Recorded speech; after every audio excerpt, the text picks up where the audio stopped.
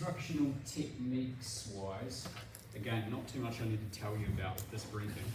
There isn't a briefing for this in the CAA Flight Instructor Guide, because if you think about it, all it is wing drop stalls, but we're stalling from a turn, so there's a very, very brief amount of information in the CAA wing drop stall briefing if you are looking for any information. It's a paragraph, essentially, and that's it. So just be aware of that. There should be a lot of revision-based questions in here because there's not a lot of new concepts. So feel free to ask questions as opposed to teach all of this stuff all over again. What else can I tell you?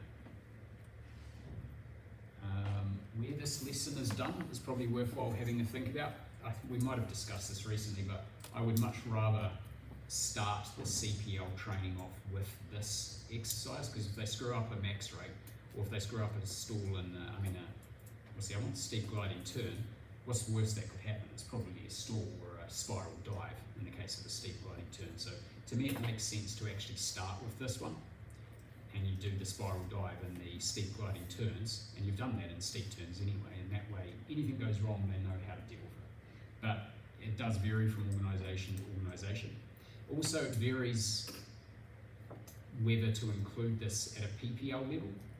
As you know, we do this briefing in actually part 1, even though it's a CPL lesson. Why do you think we do that? So they know how to recover if they get in the situation. And when would they? Because they're not doing steep turns yet, and they're certainly not going to be stalling anytime soon. That's likely. Yeah.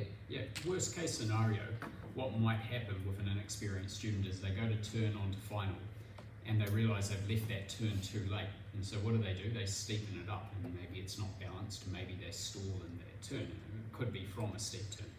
So we do it for that reason. When I teach this to new students, I will show them what it looks like and the recovery for the steep turn at that level of experience. But I emphasise more the recovery at the onset or even at the stall warning and from medium turns as opposed to steep ones, because they're not overall that likely to stall like that at that level. It's not until you get later on in the training that that's an increased risk. That's my opinion on that anyway. What else can I tell you? There is a video here of an accident. It was a fatal accident. You don't see any of that stuff happening. It sort of cuts out when they hit the ground. But again, there's a bit of information on it in the speaker notes, I think, but it's not an opportunity to lay blame. Just be careful how you criticise. But it's an opportunity for you to discuss decision making and awareness. How can we prevent that kind of thing happening? You've probably seen the video before. I think it comes up in the terrain awareness or the mountain flying mass brief.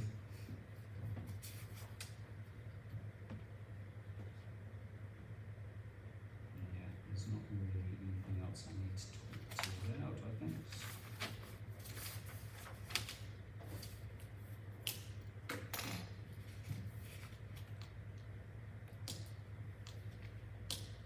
Okay. Right, I'll now present it.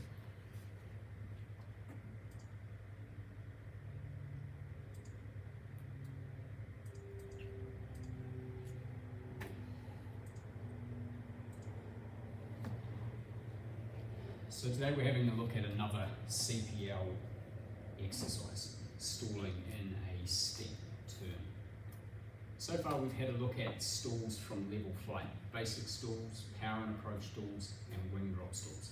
But we did discuss in the wing drop stall briefing that one reason why an aeroplane might stall and drop a wing at the stall is because we are turning. So today is where we're actually going to introduce that turn and explore the symptoms and what happens to the aeroplane when it stalls in a turn.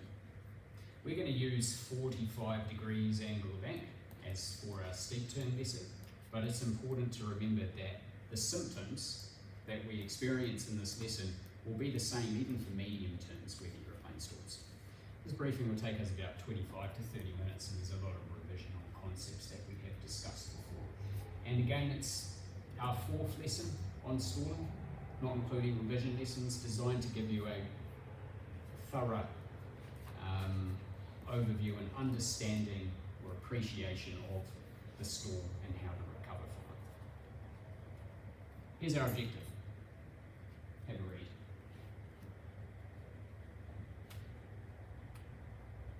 So quite similar to some of our previous stall lessons, we want to recognise the symptoms, of course, because we never want to accidentally stall. We should be aware of the symptoms and recover at the earliest possible convenience. Minimum height loss is important, as with all the other stalls, especially if this happens to us close to the ground, and I'll talk a bit more about a scenario very shortly. We're going to have a look at several different ways to recover, and that is, back to level flight and also back into the turn, because in some situations we may not have the luxury of being able to return to straight and level flight. We may have to recover and then immediately roll back into the turn to avoid, say, colliding with terrain. So we'll have a look at all of these different scenarios over the course of your training towards your CPL. So here's a scenario for you to think about. By now you've done some terrain awareness, and you may have even done some mountain flying. And we've talked to you a lot about operating in a confined environment. So let's imagine we're tracking up a valley. The valley walls are above us. The valley's getting narrower and narrower. We're getting forced closer and closer to the ground. You suddenly realise space is becoming very limited, so you decide to turn around to do a reversal turn. But you haven't thought about the wind, and so you elect to turn with a tailwind. And you realise partway through the turn you're not turning steep enough, or there's not enough space, you steepen it up and you stall.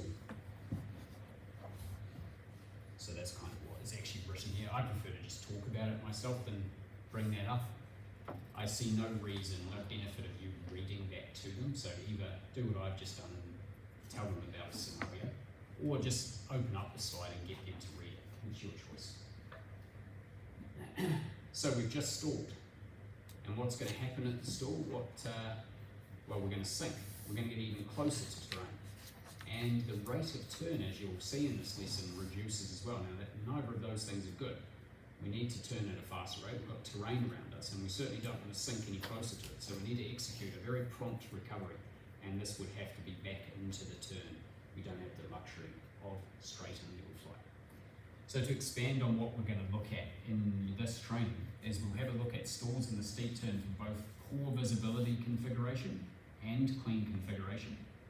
We will have a look at recoveries both at the stall and at the onset, and recoveries where we go back to straight and level flight and also return back into the turn. All of those things, not just in this lesson, we'll spread those out a little bit. Instructional technique wise, I do tend to teach this lesson more in the poor visibility configuration. Of course I do both, but I teach it for the first time in the poor vis configuration. How many of your instructors actually taught you like that, or did you just do it in the clean configuration, or did you do both? Both. Yep. It is varied a little bit, but poor vis definitely, and that suits this scenario because you're much more likely to actually stall in the steep turn in the poor vis config versus clean configuration as well. Okay, so let's discuss some of the relevant principles of flight, and you'll recall these from previous stalling briefings and turning briefings. What happened to the load factor as the angle of bank increased? So ask those sorts of questions. I'm just giving you an idea of some of the things you could ask. Another click will bring up a table where you can get them to either calculate the load factor or the stall speed and or the percentage increase in the stall speed. So I'd get them to do that as a bit of a refresher exercise, highlighting there that, yep, the steeper the angle of bank goes, the higher the stall speed. That can lead you then on to the question, okay, well, what else happened? Stall speed rises. What happened to drag there in the turn? Oh, yep, so what happens to the airspeed? That reduces. Now, remember our old friend power sandwich. So here we are, having just rolled into a steep turn in that valley, trying to avoid terrain, turning with a tailwind. Airspeed's reducing, stall speed's rising, the two have met, and we've stalled in the turn, and we're now sinking towards terrain, and the rate of turn is being reduced. Time to recover. This is a situation we want to avoid. So how do we stop the two from meeting? It's just revision, so there's nothing new here. Power. And the steeper that turn is, the more power you will need to use to keep the two separated. Power is often somewhat limited, particularly if we're in the poor visibility configuration. If we set full power and we roll in too far, the aeroplane will stall. So it's helpful to remember what the limitations for the aircraft are. Remember when we discussed max rates, we said in the poor visibility configuration, we're limited to 2 Gs, which is 60 degrees angle of bank, and the stall speed at that angle of bank is about 75 knots. So if we're in the poor visibility configuration, very fine margin between stalling and still flying. So here we are in that steep turn, trying to avoid the terrain. Lots of lift. We need, and this is an example of a 60-degree angle of bank turn. We're going to practice these at 45 degrees in your training. We had to have a large increase in lift to fly level, but what happens to that lift if we stall? You know, hopefully they'll say, that reduced. So vertical component of lift reduces. We're now sinking towards the terrain. And check out the horizontal component of lift, that turning force. That's also reduced. So the rate of turn is reduced. And this is really important. And this is where I grab the model and actually just show them what that looks like. And the video does a good job of that as well. So, you know, hold the model up like this and you can show that when the airplane stalls, the nose does this, it starts dropping like that, and all of a sudden your rate of turn reduces. And you can see that happening when you demonstrate this in the flight as well. Not good. We are in a confined environment, close to terrain, sinking towards it, and no longer turning at a sufficient rate to avoid hitting it, potentially. Not good. We need to recover quickly and use the standard recovery. So here's a little video that we'll watch now. The link, does it come up automatically? Doesn't it? There we go. There's the volume on this one.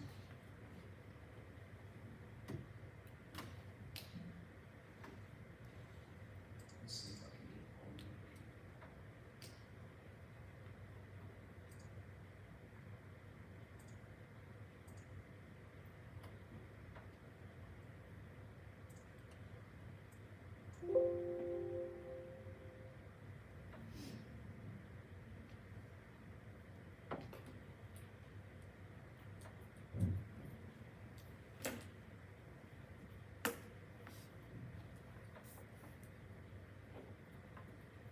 I'm not sure if it actually does have sound.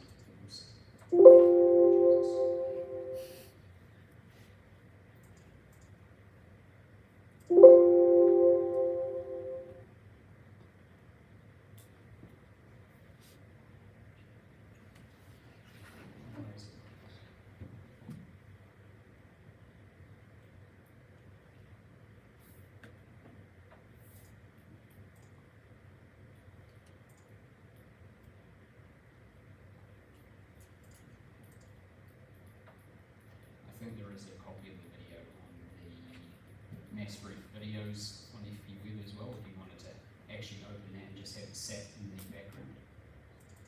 Let's try that.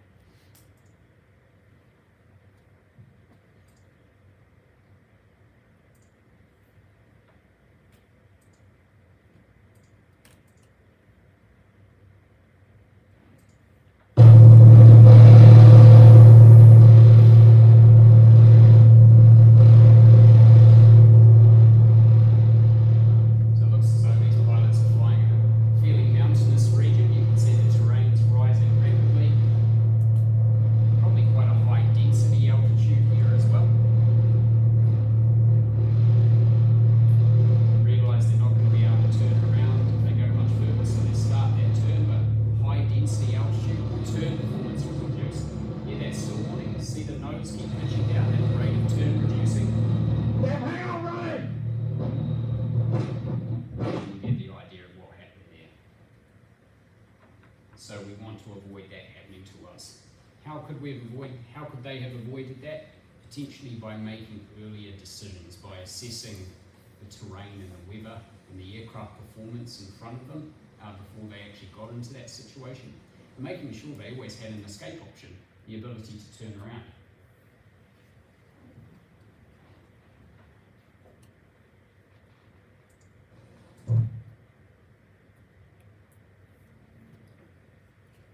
So a brief discussion of any relevant points there is fine. This should be a revision, okay? I'm not going to present this to you because you don't need me to tell you all this stuff.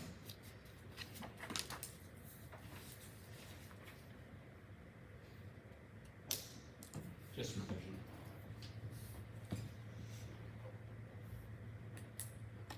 Nothing new here, okay. Then it takes us to the area exercise. So here's a normal steep level turn.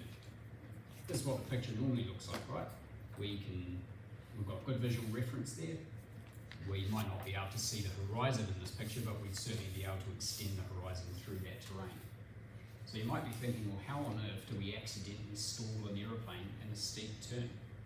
Doesn't look like that would be possible based on this picture, but how about this picture?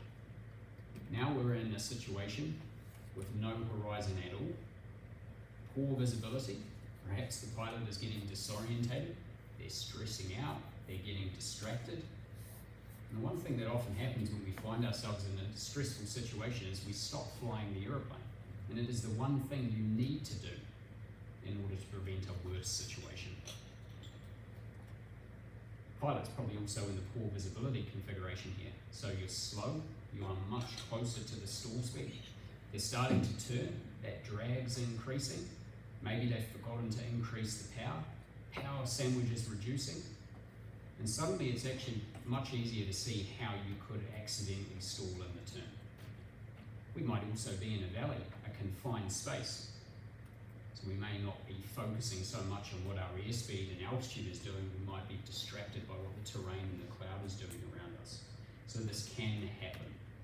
I don't tell this to students, but like you guys have done the terrain awareness and mountain flying briefings, there's a never-ending list of examples of fatalities and crashes with people stalling in steep turns in conditions like this, with terrain and weather and aircraft and pilot as main factors. There are so many examples. So that's clearly something we want to avoid, but we do need to get some training on what it all looks like and how to recover from it. So let's now discuss how to actually set this all up. So we'll do our Hazel checks or Hell checks between stalls, pick a prominent reference point to avoid disorientation, and choose a reference altitude. I'm going to treat this as we're in the poor visibility configuration for the first part of the flying lesson, and then we'll look at clean configuration later on. So the entry, a thorough lookout. We're going to reduce the manifold pressure to 12 inches, maintain altitude and prevent yaw as we slow down. 80 knots, set high RPM. So all of this sounds relatively familiar, right? At 70 knots, we're going to roll into a steep level turn. Now we're slow, so large inputs are going to be required, particularly for the rudder and the elevator.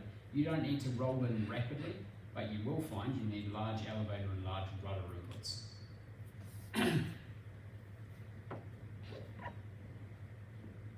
We're going to maintain our altitude until the aeroplane stalls. We'll maintain the angle of bank, 45 degrees, and maintain balance. The next slide immediately brings up the symptoms, so you could ask some questions around that if you wanted to. Remember, it could be some time since they've actually done a stalling lesson, so it could be quite a useful exercise to run back through all those symptoms. Either teach them again, tell them again, or ask them, maybe write a list up on the board. The choice is yours. What we'll notice is there's a reducing airspeed. You'll see there's a high nose attitude. The stick is quite far aft. The stall warning sounds. We'll get buffet. And what happened at the stall? Yeah, so they should know this stuff. Not the decreased rate of turn, they won't know that one because that's something new for today, but they'll know that the aeroplane's nose pitches down, it sinks, and a wing may drop. And you'll see that rate of turn reducing today. Wing does not always drop. So the recovery, no matter if there's a wing drop or if it doesn't drop a wing, or if we're recovering at the onset or actually at the stall, this is the standard first part of the recovery procedure. We're going to check forward or relax the back pressure to unstall the aircraft. We're going to apply full power to minimise the height loss. And we're going to prevent further yaw with rudder. As a tangent, that statement, prevent further yaw, works for whatever recovery it is. If you've dropped a wing in a wing drop stall, we say prevent further yaw. If it's not a wing drop recovery, you still use rudder as you go through to full power to prevent the slipstream causing unwanted yaw. So that statement actually works for whatever type of recovery it is. And we do that simultaneously. Now we've got to make a decision. Are we continuing in the turn after we've recovered? If we are limited on space because of cloud or terrain, that's what we're going to have to do. Or do we have the luxury of actually returning to straight level flight? So let's look at both of those recoveries now. So if we've decided we need to continue in the turn, after lowering the nose, applying full power and preventing further yaw, we're going to reduce the angle of bank smoothly, perhaps back to 20 degrees angle bank. We'll set the climb attitude smoothly, regain altitude, regain speed, and then roll back into a steep turn, remembering we have terrain around us or cloud around us which we need to avoid. And we use the throttle to maintain the speed at 80 knots for the poor visibility configuration. Now, if we did have the luxury of returning to straight level flight, that's probably what I'd rather do because there's less workload.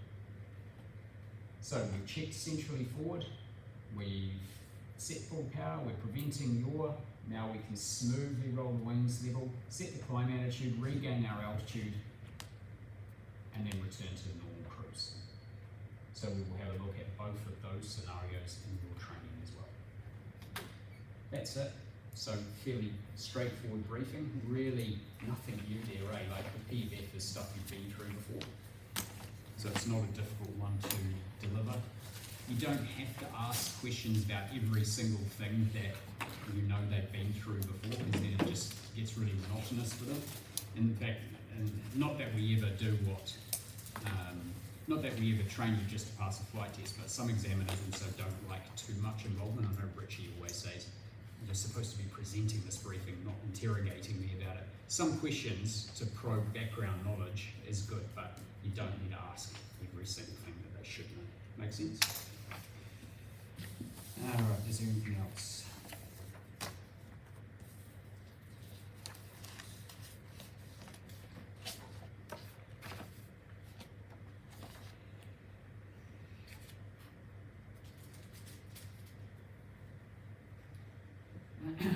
You could also, in the flight itself, get them to recover when they hear the stall.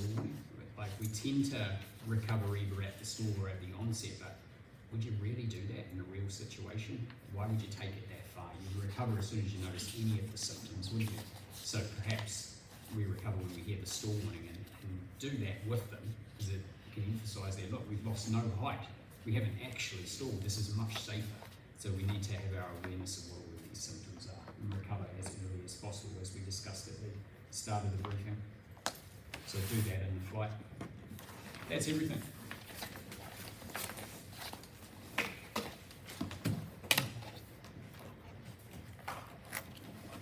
So it can't be that easy. I suppose there's no flying instrument flying. What's this there? Yeah.